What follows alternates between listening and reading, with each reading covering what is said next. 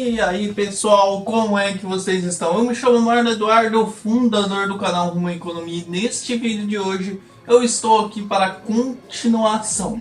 O último vídeo eu abordei sobre os ciclos e não me aprofundei tanto no ciclo do café. Então nesse vídeo vamos estar aprofundando nisso. Se você ainda não está inscrito no canal, inscreva-se, ative o sino e compartilhe com seu amigo. Vamos lá.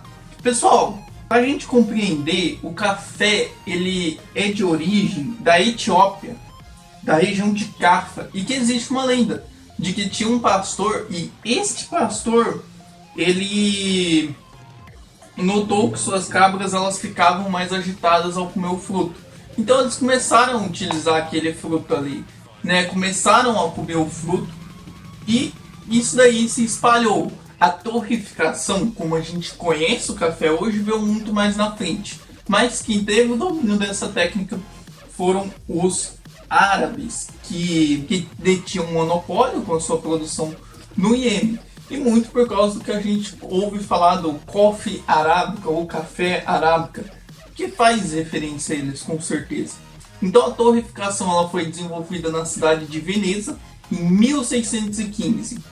E ela chegou conquistando a Europa, se tornou principalmente um artigo de luxo, certo? E que a Inglaterra foi inclusive o primeiro país a popularizar o café.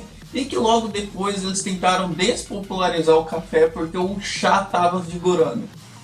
E vamos lá. Essas expansões das lavouras aqui no Brasil, elas não ocorreram por acaso. Já tinha indício de que o café ele era considerado uma planta ornamental, uma planta para se usar no seu quintal. E nisso daí notaram que ela tinha chance de expandir. Já em 1727 se tinha essas plantas. Lá pro finalzinho começou essa expansão da lavoura de café, começando pelo Vale do Paraíba no Rio de Janeiro. Então isso daí começou por lá o café, principalmente pelas condições que tinha de clima lá no Vale do Paraíba. E daí chega em torno de 1830, 1840 e o café avança para São Paulo. Ele começa a avançar para Campinas, ele começa a avançar para Ribeirão Preto e por fim ele chega no Paraná. O Paraná já é muito mais recente, no norte do Paraná, porque houve, se não me engano, foi no convênio de Taubaté ou foi em outro, que não ia permitir a expansão de outras lavouras no estado de São Paulo. Então, aqueles que queriam ter lavouras, eles iam parar no Paraná. Então, eles ficavam naquela parte norte lá do Paraná. E também, eles herdaram o tripé Plantation. Esse Plantation aí, que eu devo provavelmente estar pronunciando errado, ele foi o que aconteceu no ciclo do açúcar, no começo do ciclo do café. Que foi o quê? Trabalho escravo, monocultura e latifúndio, grandes terras eram predominantes. O café, ele exigia muito capital, principalmente pelo tempo de demora que ele se tinha para poder começar a produzir. Esse movimento que teve a expansão do café, ele começou conhecido como a Onda Verde. E que inclusive a partir de 1880, o Porto de Santos substituiu o Rio de Janeiro como um principal, principalmente pela Inglaterra, por muitos empresários, muitos fazendeiros estarem investindo em ferrovias em busca do Porto de Santos. Então isso daí reduziu o custo, reduziu o tempo de viagem e além do mais se aproximou. Inclusive esse desenvolvimento das cidades elas começaram a ocorrer muito nesse ciclo do café, porque não exigia mais com que o fazendeiro precisasse ficar na fazenda, ele podia ficar muito bem lá na cidade. Então começa essa expansão, essa conexão através das ferrovias, diminuindo o tempo de transporte, custo, e que direcionaram essas ações para o Porto de Santos. Os dois principais naquela época eram o Porto de Rio de Janeiro e o Porto de Santos. Enquanto o Nordeste, sabe-se que ele estava tão em decadência. O Nordeste parece que estava regredindo naquele momento. Tínhamos os comissários, que era o quê? Eles funcionavam como intermediador.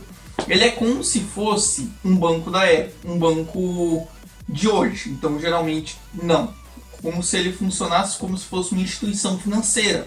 A gente pode citar aí a XP, o Inter, que também trabalha como corretora de investimentos, que que é o que? Ela faz a intermediação entre você e o cliente. Era o que os comissários faziam. Por quê? Era muito mais difícil para os fazendeiros conseguirem empréstimos, financiamentos para poderem continuar financiando as suas lavouras. Então esses comissários atuavam como intermediador entre eles, principalmente que eles ficavam nos mercados lá eles ficavam nos mercados lá no Porto de Santos, então eles tinham esse contato. Além do mais que também eles eram responsáveis por vender o café dos fazendeiros e no que vendiam eles ficavam com uma porcentagem do lucro. Essa função ela foi muito importante por anos. Só que depois começa a decair essa função, praticamente no século XX ela se extingue, não existe mais, mas foi uma função que por muito tempo fez um papel essencial. E a gente também tem uma grande correlação com a independência dos Estados Unidos, o café e os Estados Unidos. Por quê? Isso daí permitiu com que o Brasil saísse do domínio da Inglaterra. Porque o que ocorreu?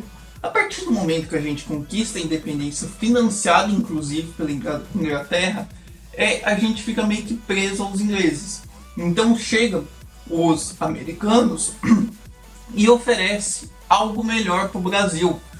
Tanto que a taxa de exportação era menor, então era mais barato o Brasil estar exportando para os Estados Unidos o café do que estar exportando para a Inglaterra.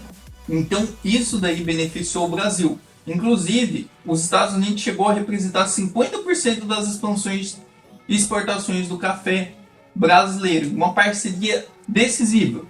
Olha só, aqui no texto do meu resumo fala o seguinte: a independência dos Estados Unidos em relação à Inglaterra foi um presente para o Brasil. Para não depender dos britânicos, os norte-americanos preferiram o café brasileiro em 1873. Garantiram sua livre entrada do mercado americano. Então todos aqueles que não